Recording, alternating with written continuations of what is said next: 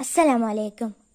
കരളിൽ കുളിരുമായി ആഗസ്റ്റ് 15 വീണ്ടും അണഞ്ഞല്ലോ മനസ്സിൽ സന്തോഷ പൂത്തിരി കത്തിക്കാൻ സ്വാതന്ത്ര്യ പുലരിയണഞ്ഞല്ലോ.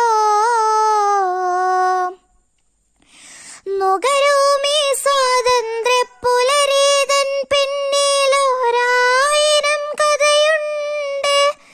ചരിത്രത്തിൽ തങ്കലിപ്പികളാലേഖനം ചെയ്ത വിജയകഥയാണ്. ഝാൻസിയിൽ വീരതിഹാസം വിരചിച്ച റാണിതൻ കഥ കേട്ട് നമുക്ക് മാതൃഭൂവിനായിട്ടെന്തും സഹിക്കുവാൻ ആവേശം കൊണ്ടീ